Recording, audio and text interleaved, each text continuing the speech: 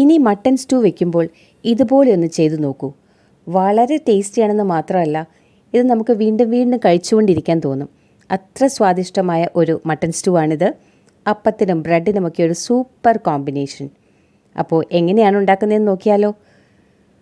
Cooking start ചെയ്യുന്നതിന് മുമ്പ് കുറച്ച് കാര്യങ്ങളൊക്കെ ഒന്ന് റെഡിയാക്കി വെക്കുന്നതാണ് നല്ലത്.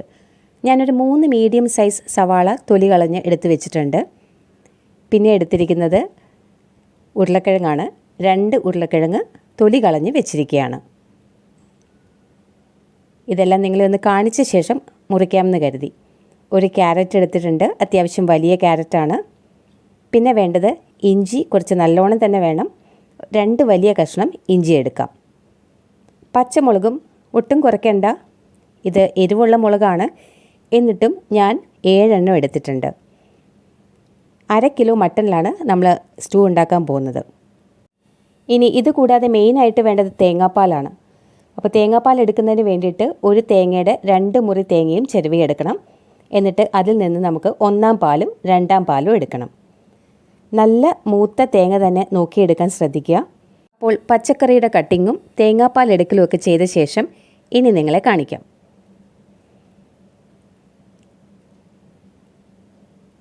വെജിറ്റബിൾസ് എല്ലാം ഞാൻ നീളത്തിൽ കട്ട് ചെയ്തിട്ടുണ്ട്.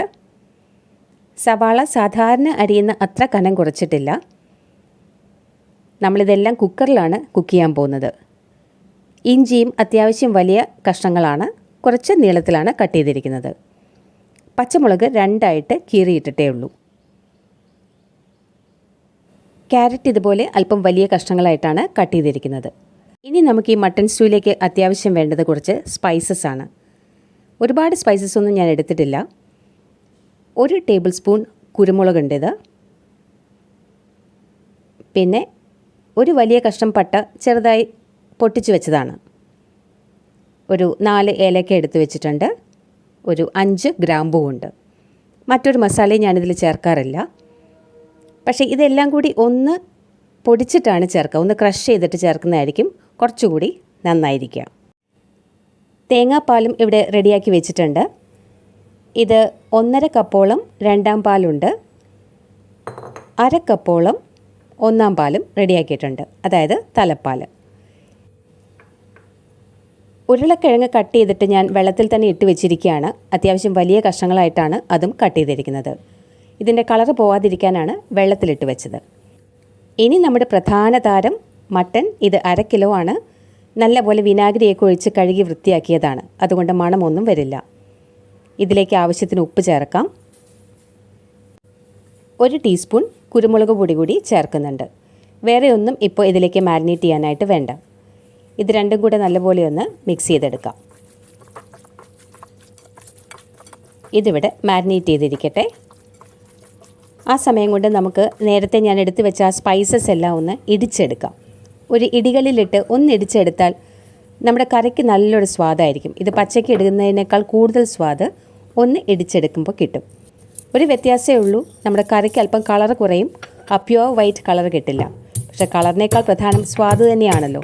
അതുകൊണ്ട് ഞാൻ എപ്പോഴും ഇതുപോലെ ഒന്ന് ഇടിച്ചിട്ടാണ് ഉപയോഗിക്കാറ്.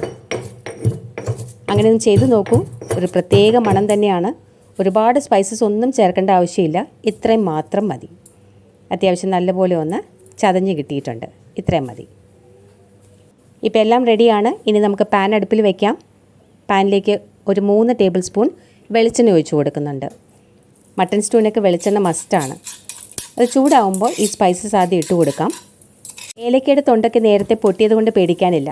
അല്ലെങ്കിൽ അത് പൊട്ടിത്തെറിക്കാൻ സാധ്യത കൂടുതലാണ്. ഇത് ഒന്ന് ഇളക്കിയ ശേഷം നമുക്കിതിനകത്തേക്ക് ഇഞ്ചി ചേർത്ത് കൊടുക്കാം. ഇഞ്ചിയിട്ട് ഒന്ന് വഴറ്റിയ ശേഷം സവാളയും പച്ചമുളകും ചേർക്കാം.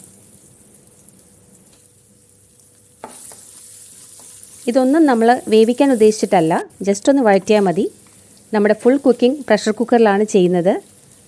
ഇതിപ്പോൾ ഞാൻ ഈ പാനിൽ ചെയ്യുന്നത് നിങ്ങൾക്ക് കാണാനുള്ള സൗകര്യത്തിന് വേണ്ടി മാത്രമാണ്. ഇത് കഴിഞ്ഞ് നമ്മൾ കുക്കറിലേക്ക് മാറ്റും. പച്ചമുളകും ഇട്ട് കൊടുത്തിട്ടുണ്ട്. എല്ലാം കൂടി നല്ല പോലെ ഒന്ന് ഇളക്കി കൊടുക്കുക. ആ സ്പൈസസൊക്കെ ഒന്ന് ചതച്ചെടുത്തതിൻ്റെ ഒരു പ്രത്യേക മണം വരുന്നുണ്ട്. ഇനി ഇതൊന്ന് വാടിക്കഴിയുമ്പോൾ നമുക്കിതിലേക്ക് ബാക്കി വെജിറ്റബിൾസും കൂടി, അതായത് ക്യാരറ്റും ഉരുളക്കിഴങ്ങും കൂടി ഇട്ട് കൊടുക്കാം. എല്ലാം കൂടെ നല്ലപോലെ ഒന്ന് മിക്സ് ചെയ്തെടുക്കാം. ഉരുളക്കിഴങ്ങ് വെള്ളത്തിലിട്ട് വെച്ചിരുന്നതുകൊണ്ട് ഒട്ടും കളറ് മാറിയിട്ടില്ല. ഇല്ലെങ്കിൽ പെട്ടെന്ന് തന്നെ അതിൻ്റെ കളറ് ഒരു ബ്രൗൺ ഷെയ്ഡിലേക്ക് പോവും. നല്ലോണം ഒന്ന് മിക്സ് ചെയ്തെടുക്കാം. നമ്മൾ മട്ടനിൽ ഉപ്പ് ചേർത്തിട്ടുണ്ട്, എന്നാലും ഈ വെജിറ്റബിൾസിന് ആവശ്യമായ ഉപ്പ് ഇതിലേക്ക് ചേർത്ത് കൊടുക്കാം. ഇനിയും ചിലപ്പോൾ ഉപ്പ് കുറവ് വന്നേക്കാം. നമ്മൾ തേങ്ങാപ്പാലൊക്കെ ചേർത്ത് വരുമ്പോൾ കുറച്ചുകൂടെ കുറയാം. അങ്ങനെയാണെങ്കിൽ നോക്കിയിട്ട് വീണ്ടും ചേർക്കാം. ഇപ്പം എല്ലാം കൂടെ നല്ലോണം ഒന്ന് മിക്സ് ചെയ്തിട്ടുണ്ട്. ഇനി ഞാനിത് കുക്കറിലേക്ക് മാറ്റുകയാണ്.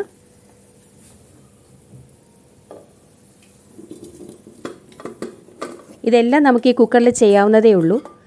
നിങ്ങൾ ചെയ്യുമ്പോൾ അങ്ങനെ ചെയ്താലും മതി. നിങ്ങൾക്ക് കാണാനുള്ള സൗകര്യത്തിന് ഞാനിങ്ങനെ ചെയ്തു എന്ന് മാത്രമേ ഉള്ളൂ. ഇനി നമുക്ക് മട്ടൻ പീസസ് ഇട്ട് കൊടുക്കാം. ഇനി ഇതെല്ലാം കൂടി പാനിൽ വെച്ച് ചെറിയ തീയിൽ വെച്ച് വേവിക്കണമെങ്കിൽ അങ്ങനെയും ചെയ്യാം. കുറച്ച് സമയം കൂടുതൽ എടുക്കുമെന്ന് മാത്രം. ആർക്കും അത്ര ടൈം ഇല്ലാത്തതുകൊണ്ട് ഇത് തന്നെയായിരിക്കും നല്ലത്. ഞാനിതിലേക്ക് 2ാം പാൽ ഒഴിച്ചിട്ടുണ്ട്. ആ 1.5 കപ്പ് മുഴുവനായിട്ടും ചേർത്തിട്ടുണ്ട്. ഇനി 2ാം പാലിൽ കിടന്നാണ് നമ്മുടെ മട്ടൻ വേവാൻ പോകുന്നത്. അപ്പോൾ ഒരു പ്രത്യേക സ്വാദ് തന്നെയാണ്. എല്ലാം കൂടെ നല്ലോണം ഒന്ന് മിക്സ് ചെയ്ത് കൊടുക്കുക. കുക്കറിൻ്റെ അടപ്പ് അടച്ച് വേവിക്കാൻ വയ്ക്കാം. ഒരു വിസിൽ ഫുൾ ഫ്ലെയിമിൽ വെച്ച ശേഷം ഒരു വിസിൽ വന്നു. പിന്നെ ഞാനൊരു 15 മിനിറ്റോളം കുറച്ച് വെച്ചിരിക്കുകയായിരുന്നു.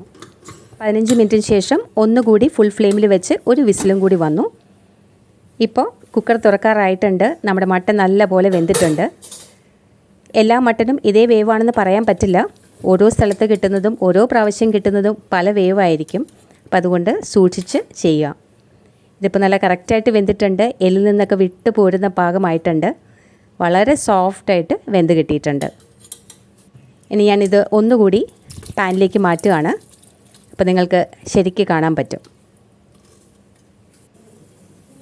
ഇപ്പോൾ അല്പം വെള്ളം പോലെയൊക്കെ തോന്നുന്നുണ്ടാവും. അതിന് നമുക്ക് ഈ ഉരുളക്കിഴങ്ങിൻ്റെ കഷ്ണങ്ങളൊന്ന് ഉടച്ചു കൊടുത്താൽ മതി.